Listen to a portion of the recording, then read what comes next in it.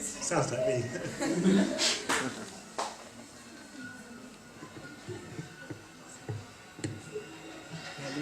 13 years ago. I think it's a bit loud. I can't do this. Want to put laptop on the other side, maybe? Or maybe you can bit further behind, bit further back. Thank you. Let's start again. So 13. It was an evening just like tonight, and I used to organise the Jammins all the way in the ghettos of East London. And this one guy walked in, and he said to me that today's my first time that I'm coming to Jammin. And I said, so what brought you here? And he said that tragically, his mother had a terminal illness. And as a result of the terminal illness, this guy's mother unfortunately passed away. And he came to look for answers about life, and obviously having someone like his closest person to him, his mother, suddenly leave her body and die. And I asked him, so what kind of questions and answers are you looking for? And he said to me, do you believe in ghosts? And I looked at him, and I was wondering, that's the first time ever that somebody has come into a jamming, and I'm not sure if anyone's ever, throughout the entire UK, come into a jamming in the same circumstance. And the question was, do you believe in ghosts? I obviously said, hell no. And he said, well, because my mother's death seemed to have been surrounded by some type of poltergeist or some mystical, ghostly experience. Now, I was only, I was only about 17, and that freaked me out. And I was thinking, why don't you go to another jamming or maybe another religion, this is a bit serious. So then what happened was, me and a few guys, we went to the home to do readings of Bhagavad Gita. And it was quite ironic how this guy, very, very intelligent medic, extremely bright, one of those people who are just very intelligent just by birth, I suppose. And then suddenly he became a regular member of the jamming programs.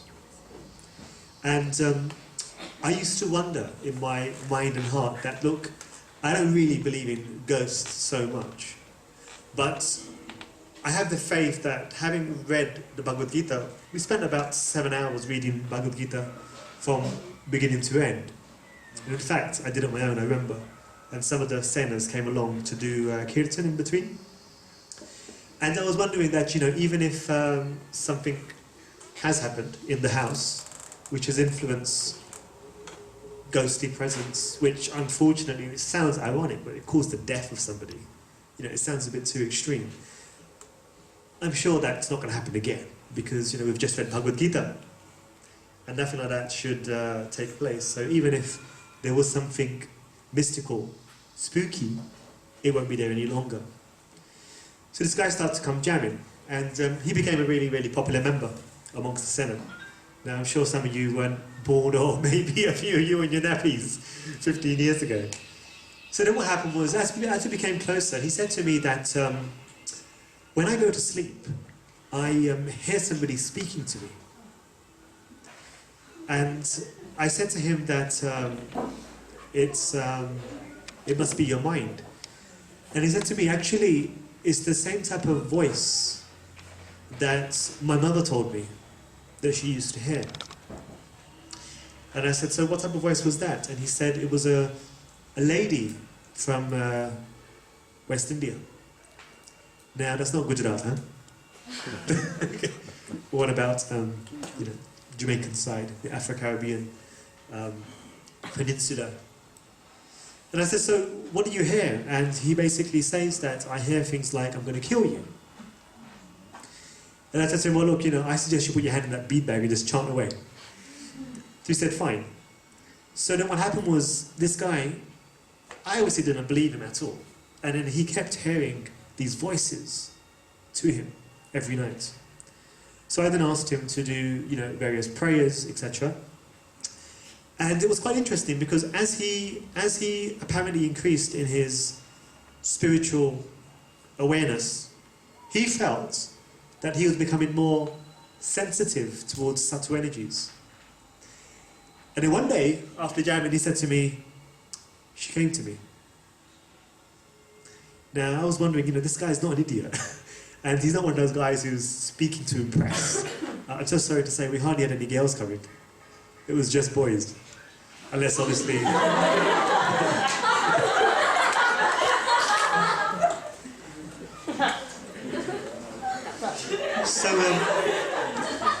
So I used to wonder how much truth he has in his points. And then suddenly he once came to Jammin saying to me that he got knocked over the head by items in his room. And things started getting from bad to worse. And then what happened was he started to be physically attacked by this particular person who was within the house. And then obviously things got really, really serious. And then the entire family got involved. And it was quite unfortunate because the father and the rest of the family also started to see this particular person in the house. And it was as if another person is living there. And a lot of poltergeist activity started to take place. And it's quite interesting actually because although I personally didn't witness this, the entire family ended up leaving the home. And they left the home because this particular spirit said to them that I want you to leave this home because this is our home and you shouldn't be here. So when the entire family heard this, they left the home. And they came not too far from the manor. And it was quite peaceful until one day that very same boy came back, and unfortunately this boy was unable to speak. Something happened to him. And a family member said that he's now become slightly mentally disturbed. And the person who said this, a family member, said that the very same person who was haunting us in the previous house has come 25 miles away into our new house. And this time, this person started to physically attack and abuse this particular boy. And as a result of that, to this day, this boy is mentally disturbed. He has no career, he has no job, and he sits in his house looking at the walls. So welcome to today's Halloween night. I promise to you that nothing that I say is fake. It's all very, very true. It is said that 1 out of 80 people in the UK have either witnessed or experienced some type of ghostly possession or some mystical experience. It's quite interesting to note how within the Bhagavad Gita, Krishna blatantly accepts the presence of ghosts. He says, Yanti Deva Vratan Devan, that a person who is in consciousness of demigods will go to the planet of the demigods. And he also says, Bhutani. And those who are conscious of spirits and ghosts, they end up becoming spirits and ghosts. And of course, the Lord says, those who are conscious of me, come to me. So this chapter 9, verse number 25 of the Bhagavad Gita, Prabhupada explains in the purport that ghosts do exist. And he mentions 3 types, Rakshas, Pishach, and Preta. And it's interesting to note how Srila Prabhupada himself, in the Bhagavad Gita, accepts the presence of ghosts. The entire detail of ghosts is described by the vehicle carrier of Lord Vishnu, Garuda. Now, Garuda is a very particular person because Garuda is famous for devouring snakes or type of creatures in the mode of ignorance. Now, ghosts, hobgoblins, snakes, scorpions, spiders, all of these are in the mode of ignorance, which is why Lord Shiva is in charge of them. Now, Garuda, he is meant to be a person who is viciously against these types of living entities, and therefore, and a bit later on, I'll describe to you something a little bit in relation to Dasera, because believe it or not, one of the most demoniac persons who ever survived on this planet was actually the person who Lord Ram killed. He wasn't just a warrior. Ravan was actually someone who was 100% expert in black magic. Sometimes when you hear stories from the Bhagavatam or the Ramayana, sometimes you might find that speakers don't actually get into the detail, because the detail is actually extremely serious and it's quite disturbing. If you actually read what Ravan did to be able to conquer the entire world, and just think about it for a moment, how is it possible for a human being to become so powerful that God himself has to appear to destroy him? And it's really important to note that sometimes we take the side of God, i.e. Lord Ram, and glorify him a lot. But when he came face to face to Ravan, it wasn't a simple fight. It was a very, very difficult fight, and I'll try to explain that a bit later on. And you'll get to hear how Ravan was actually nothing less than the master of sorcery, the master of all ghostly beings, himself a tremendous Brahma Rakshasa. So in the Gita, Krishna explains this, that these living entities do exist. Now, what's interesting is that a particular verse in the Garuda Purana explains that in the previous ages, there's 4 particular types of cosmic cycles. Now, in the first 3 of such cosmic cycles, there was no such thing as possessions by ghostly beings. Now, the question is why? And you'd find that within the scriptures, there is a whole set of rules by which if one goes against, Krishna then gives that person a ghostly body. And within this particular verse that I'm talking about in the Garuda Purana, because Garuda, as we explained, is the person who's most famous in knowledge for dealing with ghosts, he describes the whole science of ghosts in relationship with Krishna in a conversation. And within that particular text, it describes that in Kali Yuga, there will be a majority of spirits and ghosts wandering. And the reply to that Krishna gives is because there are various types of activities that if people actually do, now this is the Vedic standard, okay? So there are various types of activities that if people actually do, then they become sensitive to being possessed. The first type of ghost, which I would like to speak of, I use the word ghost as a generic term, okay? So the very first type of ghost that I would like to speak of is the more soft ghost called preta. Now, the word preta means that a particular body that a soul enters into so that the pret can influence people to perform activities by which this particular entity called the preta, their community expands. So for example, this person will make you do things by which you die and come back to join his little bunch of friends. So in the Garuda Purana it describes that, for example, stealing. It sounds quite silly, but stealing, eating animals, for example, it says. It talks about committing murder. Such activities are activities which lead one into a ghostly body.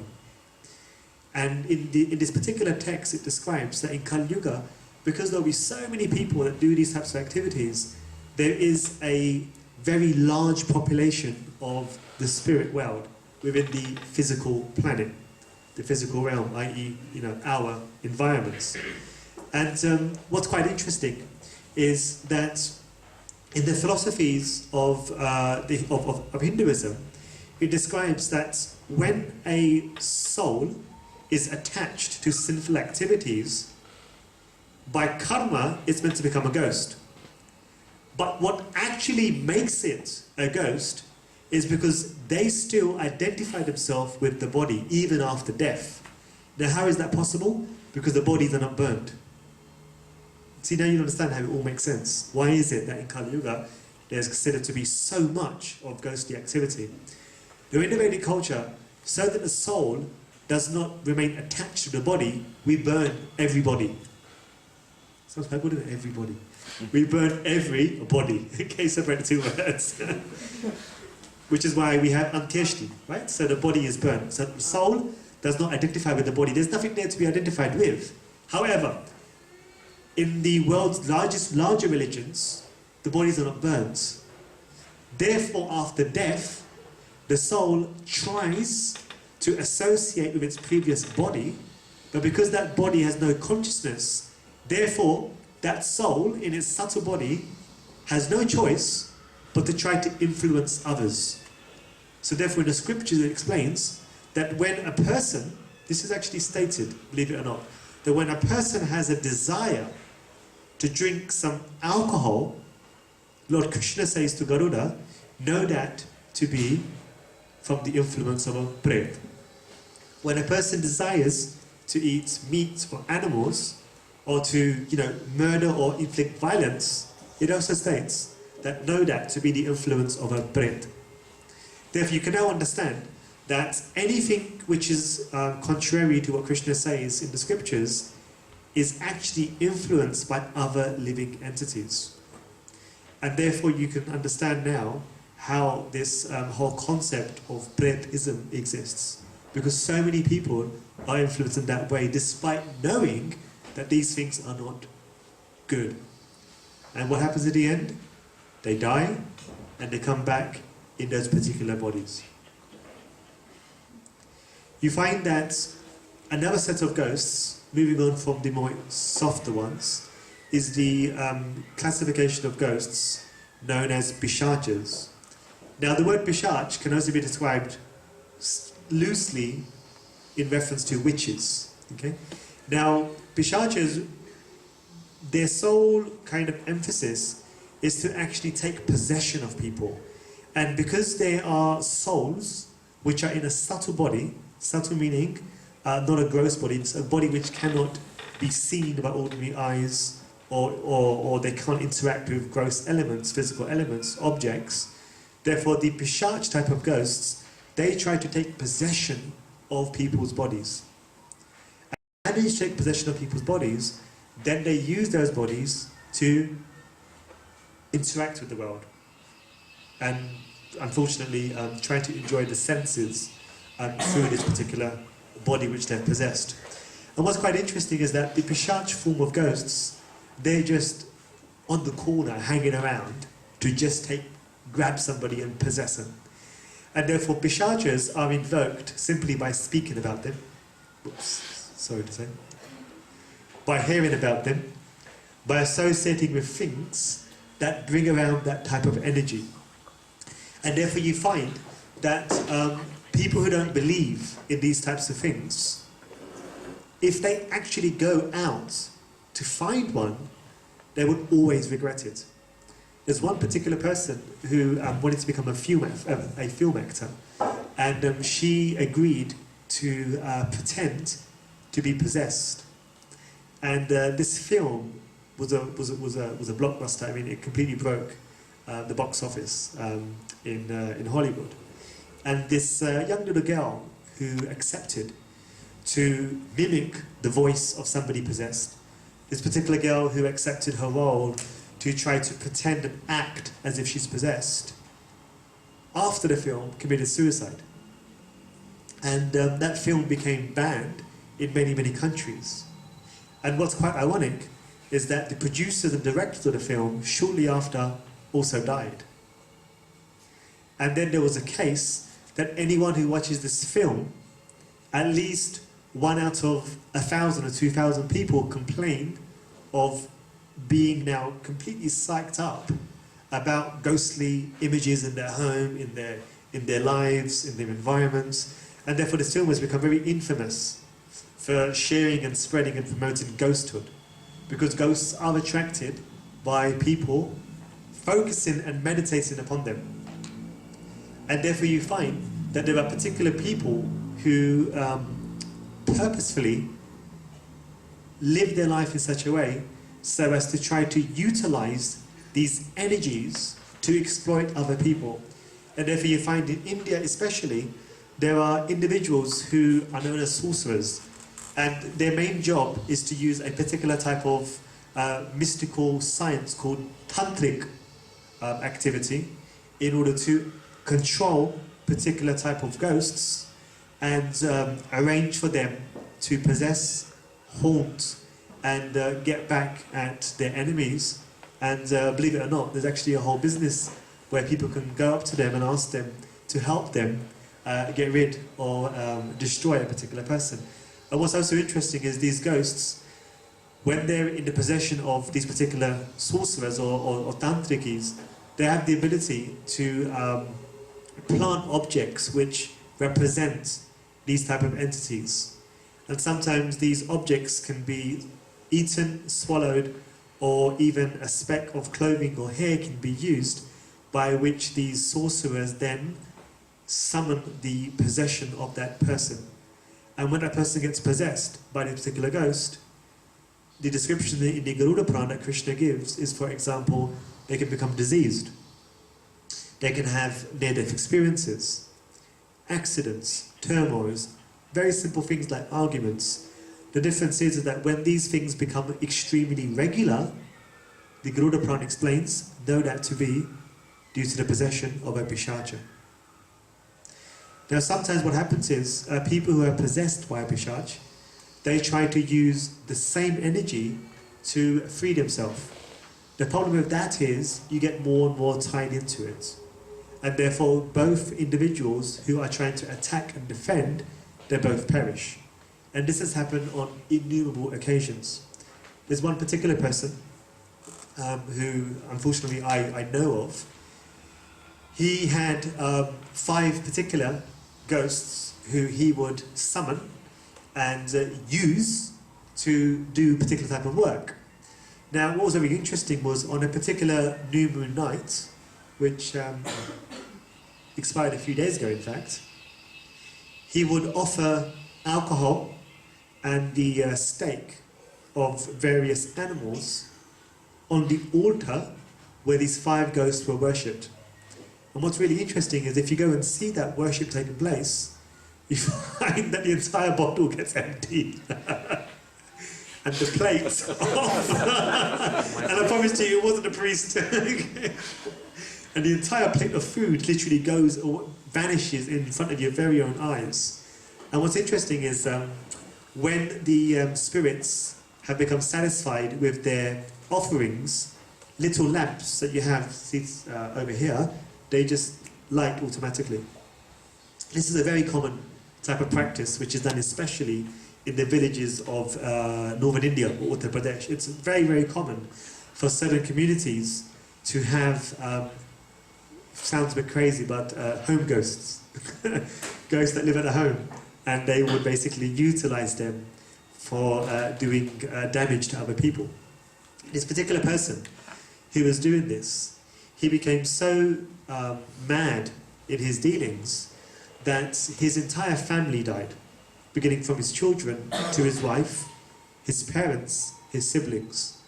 And this person in the end, he himself became so haunted by the spirits that he was using that he basically massacred himself in the name of thinking that he's a ghost himself. What's also interesting is, you find that a lot of people, they are able to invoke the presence of ghosts very, very easily, unfortunately in the garb of being religious. Now, put your hands up if you've recently been to a Garba dance. Okay, alright, thank you. Now, put your hand up. Now, this is not an ISKCON Mataji, okay? Put your hand up if you see those Matajis in the middle. Okay, for those who don't know, who do not know, what happens is, at the Garba time, there tends to be this old lady, okay, who needs a bit of attention. Probably because things at home ain't working so well in life. And what she does is, while the Garba is going on, she suddenly jumps and she starts making noises, and she starts dancing as if she's like this mad woman. And apparently, the goddess that's being worshipped during Garba is meant to have possessed her. And then what happens is this person starts to do miracles. For example, from her hands, kumkum or red powder will start flowing. She may start, sounds crazy, right? But swallowing diyas, lamps. You know what you do arti with. And nothing happens. I'm sorry to say, but most of them are always Gujaratis. In fact, every single one. The Punjabi ladies just cannot put that show on. You know, it's a bit too manly, right? Now, put your hands up if you've seen one of these Matajis act as if they're possessed. Alright, so you all, well, a lot of you have seen it. Now, what's interesting is many, many years ago when I was studying Sanskrit and a particular type of Veda from one of my teachers who came from Mayapur, he said to me that what we should do is, in the scriptures it's explained that if somebody is actually possessed by a subtle body, their body becomes, since our bodies are predominantly constituted of water, their bodies become a little bit like ice, because there's another possession. I won't get into the detail. But during that possession, what happens is that their body doesn't react in the very same way that it would do so if the body was only full of water. So what he said to me was that, let's go and find somebody who does these possessions, and we'll stick a pin in its foot and see if they scream. So I was like, okay, you're the boss? Fine. So I took him, he stayed at my home because we were reading, he was teaching me the Vedas, a particular one. So we went to, it was actually during this time, I remember. And so we went to one particular Garba dance, and you know, lo and behold, you know, Marcy came up, and she started head spinning and everything, you know, back breaking, break dancing, you name it. You know, the guys that were, you know, there, you know, were shocked. You know, they came in there, you know, in their aftershave and their outfits, and somebody else stole the show. So this lady became possessed, and what happened was, after she became possessed, again, this was in East London, and well, lots of those over there. And what happened after she became possessed, there was an opportunity where people would line up to get blessings from her, and you know, you probably see her like, you know, moving her head around like this, and you know, tongue outside, you know, really out there, a bit like Kalima. Shakti there. And you know, people will go to get blessings from her, and she would throw some red powder from nowhere on the hands of people that would go for blessings. And you know, it was quite funny actually. I used to always find it so hilarious how all these rude boys would come up to her and get in their little gumkum from her and say, I got blessed by Mata. I was thinking, oh my god. Imagine what this lady thinks of her. You know, how uncool you guys are. So this guy, this devotee went along with me, disciple of Bhakti Chausam. And while I was speaking to this lady, he stuck a pin up her feet. So I was like, this guy's nuts. People get beaten up by all these people when kicked out for good. I live in this area. And what was quite ironic was she didn't move. She didn't. And this was not like a safety pin. This is like a pin from Mayapur. You know, one of those Indian pins? Oh, wow. You know, that you know, it actually was like a nail. And, you know, he stuck it in her foot. And, you know, I was like, you know, we should go. Because, you know, she's clearly possessed. And, you know, I obviously, you know, when she went round once, I just, sorry, but I legged it. And at that point, I can't say his name, I'm so sorry, because he'll kill me. And he obviously got freaked out. He thought ghosts only live in India. But there was a ghost in East London. So we went back home, and he said to me how, you know, I don't think we should go back because these ghosts, they tend to take revenge. And the next day, he cancelled the class, and he spent the whole evening with youngers to try to protect himself from anything that might happen. So our class got cancelled the very next day. But you know, it's very interesting how people have... bless you, Abby. You know, it's very interesting how you know, this summoning of ghosts. I've given you a few examples now, how people actually think that they're possessed by you know, a demigod or something like that. But actually this is not the case. Demigods don't possess human bodies, because what happens is demigods' bodies are much more advanced and beautiful than ours, and they would never want to come in one of our... I'm so sorry. They would never want to come in one of our forms and our bodies. You know, it's just quite disgraceful. They'd rather appear themselves. So then what happens is they obviously think it's a devi or it's a goddess, but actually it's a ghost. And you need to really kind of be aware about these people. What's very interesting is that while you find that people try to experience possessions, there are objects and activities for which you can summon ghosts as well. So, you know, you have the common Ouija board, for example. And what's really interesting is that if you look at the activity... Anyone here has had a go at one of these things? Okay, all right. Glad it's just one. Maybe two. Now, what happens in these activities, it's actually not the physical board or the physical lettering or the physical glass which is possessed by the spirit, but it's a concentration of people's energies and motivation and meditation which summons a spirit. Now, what happens is that once you eventually summon a spirit, it's very, very difficult to get rid of. And therefore you find that the Church of England and so many other Christian monasteries always had a department for exorcisms. It's extremely common. The amount of houses which are haunted in the UK is phenomenal. You will not believe as to how many houses there are which are haunted. One particular house, this entire family, their whole relation with each other got completely ruined because their entire furniture just kept being placed upside down. And then what happened was the walls of the houses suddenly got plastered with words such as death, kill, Satan, demon, spirit, possession, etc., written in the blood of animals like cats, for example. And this particular family, they became so infatuated and so possessed by this entire environment that this particular ghost wouldn't allow this family to leave the home. And there would always be something which keeps the family in the home. And from time to time, this particular family members started to get possessed one by this particular spirit. And this particular spirit created such a fuss in the family that, you know, the family were about to get, the parents were about to get divorced, the kids were like, you know, the whole family completely broke down until they invited a Christian monk to come into the house and perform an exorcism.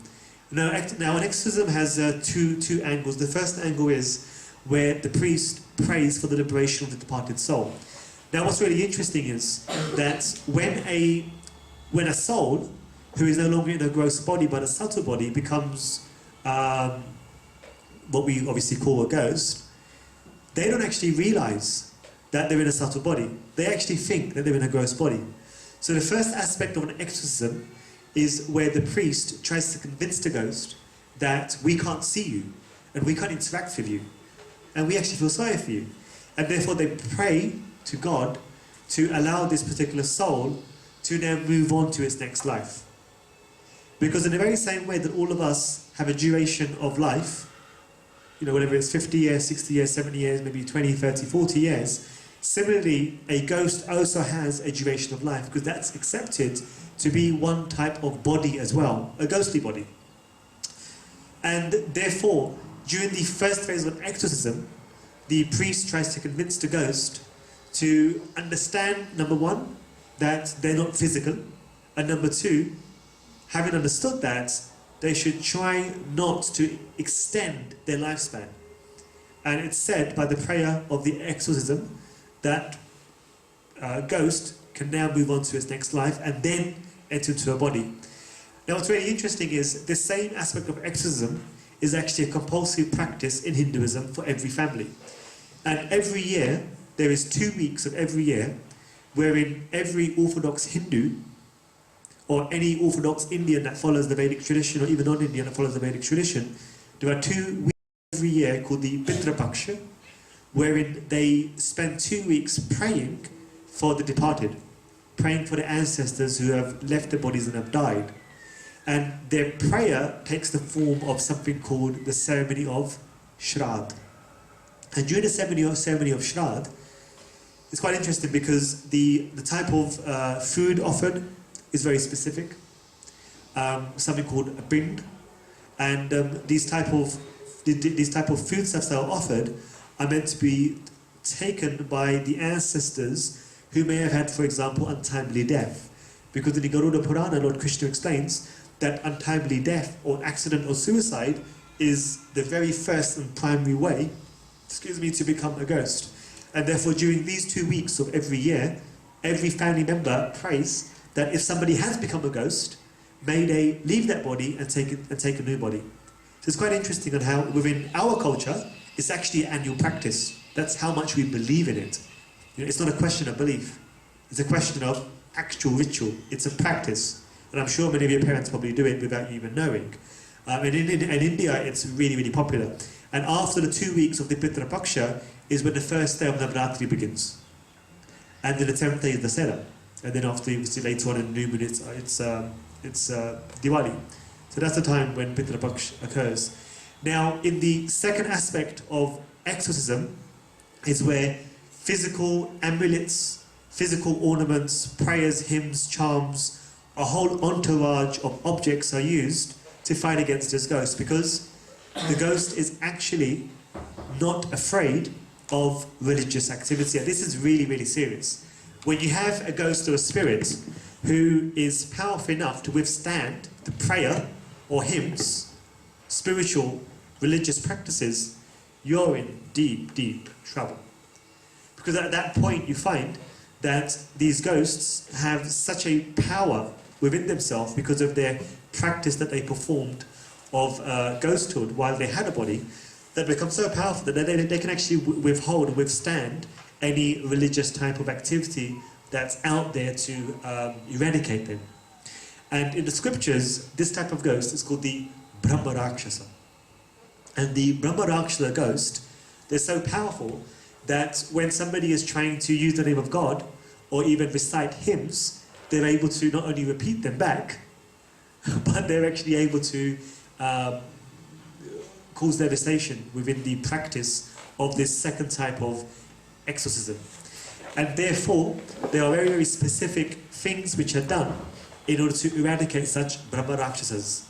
Now, I want to move on very quickly onto the story of Ravan, especially because I've only got about 10 minutes, in fact, I've only got 5 minutes left. Now, Ravan was not just a demon, okay? He really was a person who you do not want to read about. He was this boy who was born in a family of Brahmins. His sorry. It is quite common, I'm so sorry. Make sure you stay for the kirtan after, okay? You don't want to take any of this stuff away with you. Now, Ravan, he was born in a family of Brahmins. His great-grandfather was called Pulastya Rishi.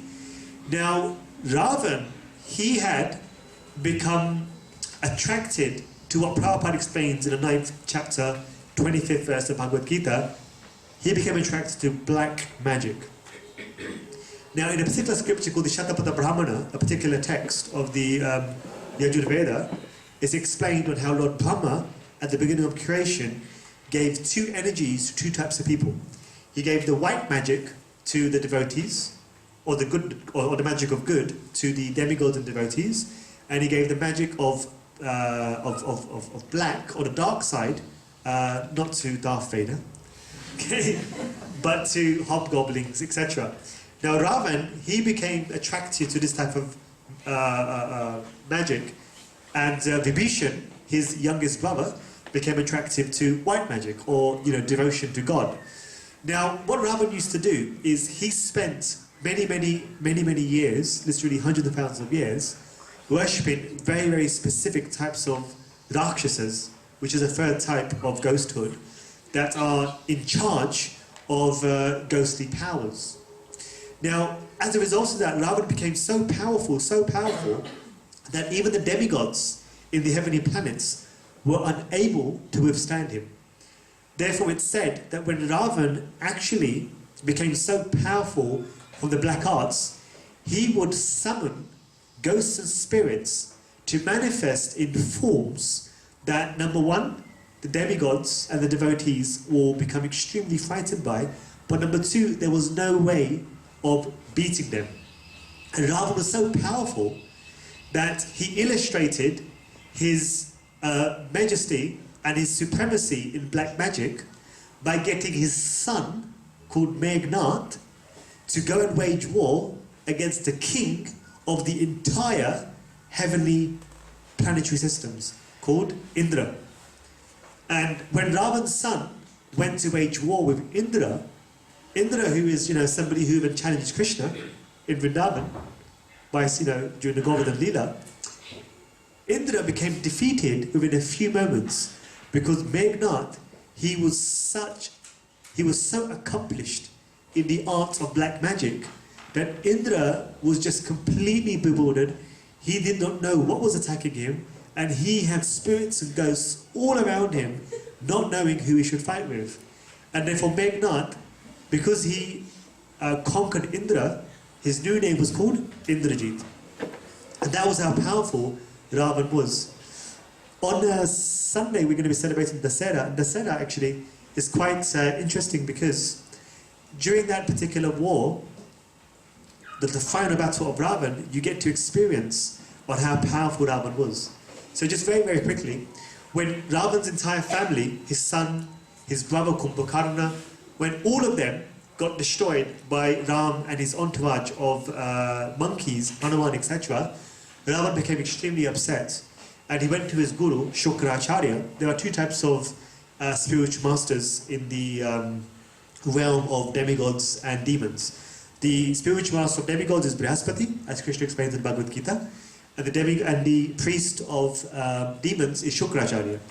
So Shukracharya said to Ravana, look Ravana, unless you do not perform this yajna to manifest extreme levels of the black arts, you would not be able to conquer Ram.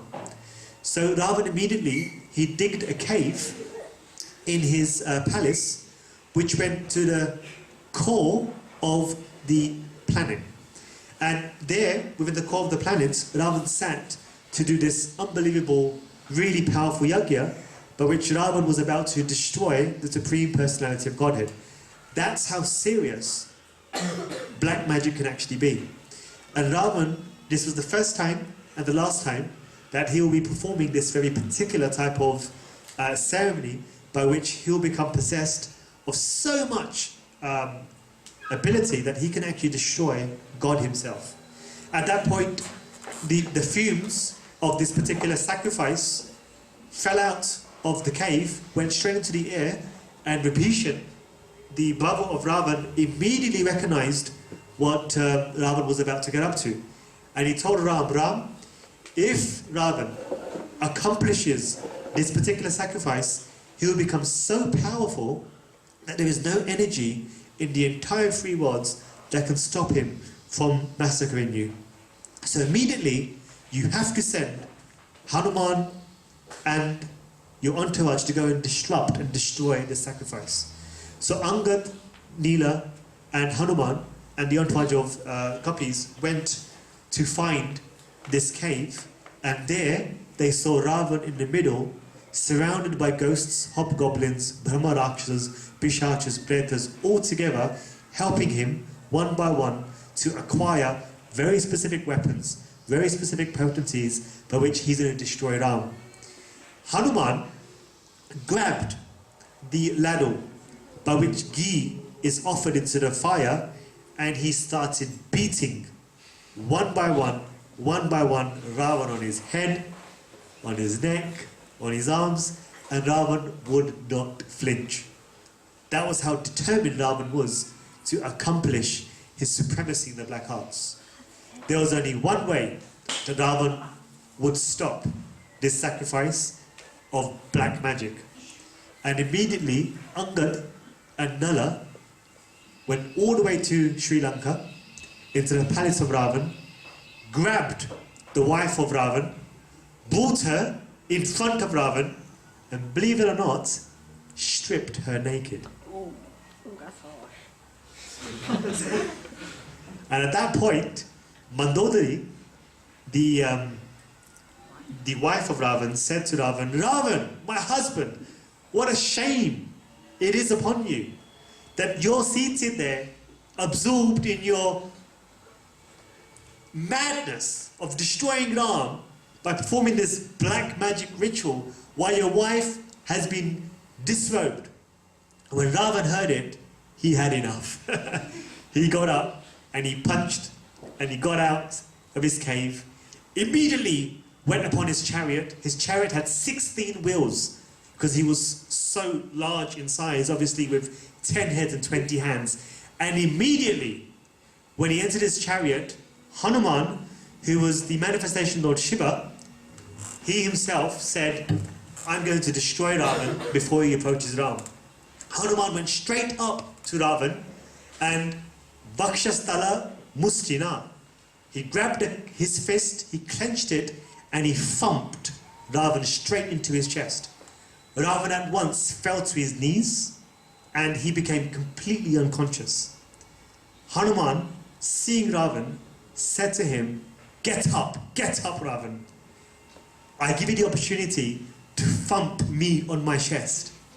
And having done so, then I'm going to give you the final blow, Mokshayasi, by which you will become liberated from your treacherous body. So Ravan got back up, and Hanuman actually went like this. And he stood right in front of Ravan, and Ravan, poof.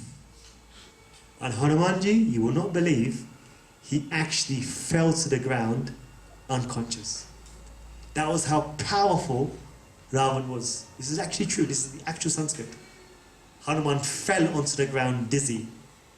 And he got up so angry that Hanuman manifested his entire potency of being Lord Shiva, and he roared so loud that Ravan knew this is going to be my end. So Ravan immediately ran away. And he jumped back upon his chariot and he started firing the Agni Astra, to Ram. And that's when Hanuman thought, okay, I'm not going to interrupt now. Let Ram fight with Ravan. And what's interesting is, as soon as Ravan threw the first weapon, the Agni Astra, it immediately burnt the entire entourage of Ram's warriors. And the entourage behind Lord Ram, when they saw Ravan's chariot, they became so frightened that they left Ram alone. Because on Ravan's chariot were horses that had the face of ghosts. It's quite interesting actually, how Ravan's horses were actually donkeys that had the face of ghosts. And that's how, frightful the sight of Ravan was. Immediately, Ram started to counteract the Agni Astra and the Deva Astra. These were the two first weapons that Ravan used. And when Lord Ram counteracted these two weapons, then Ravan said, okay, now I'm going to kill Ram by firing a weapon which he acquired in a previous ceremony, which was considered to be the second best weapon in the arts of the dark side. And this was called the Rakshasa Rajaya Astra. And this weapon had a particular type of size and depth to it. And at the end of the weapon was the giant, frightful face of a cobra with a tongue so huge that it could literally poison and kill a whole entourage of millions of people. When Ravan fired that arrow, Ram actually got afraid. When Ram saw the Rakshasa Rajaya Astra coming towards him, there was only one thing that Ram could do. He invoked the Soparna Astra.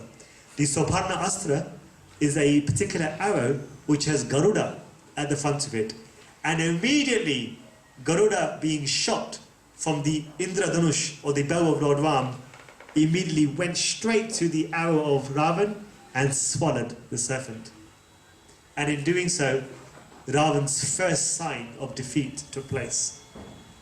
Next, Ravan decided that at this point, he's going to shoot down Ram's charioteer, and completely destroy Ram. And Ram actually became wounded in battle.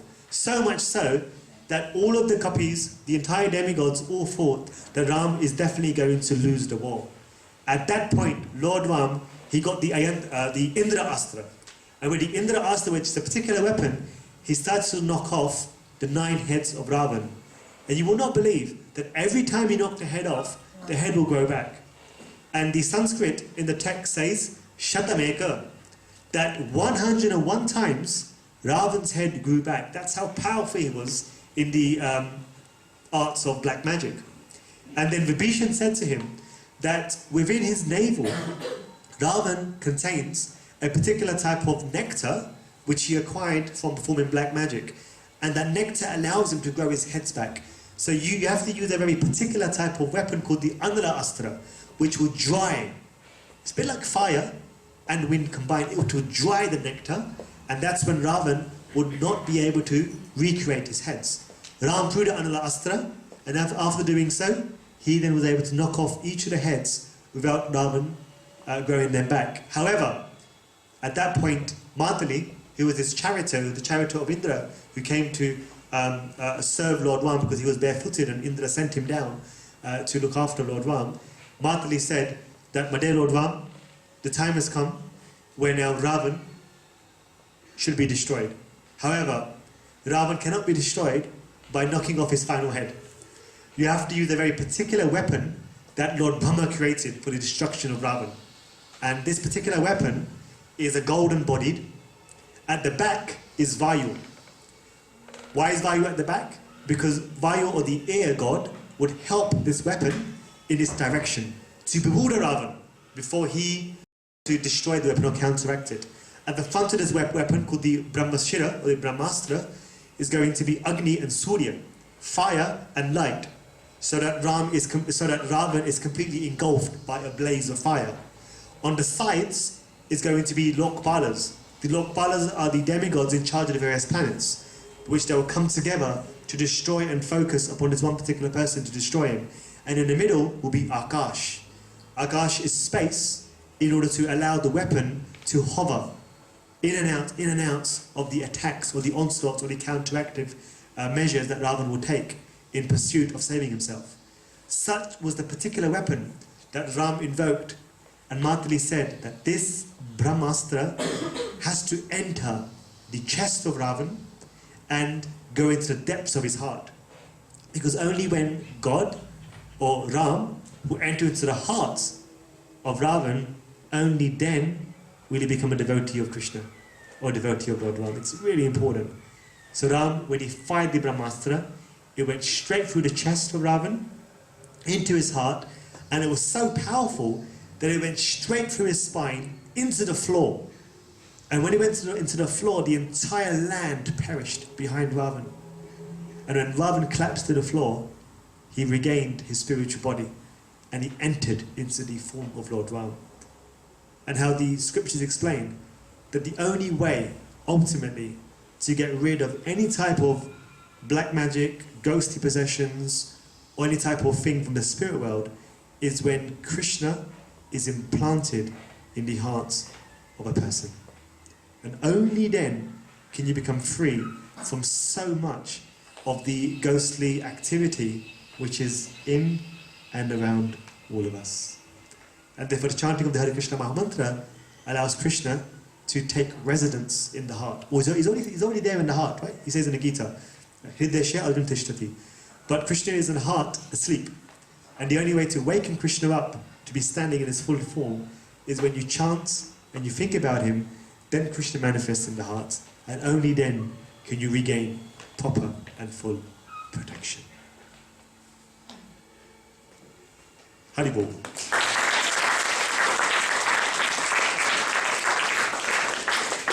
Thank you very much.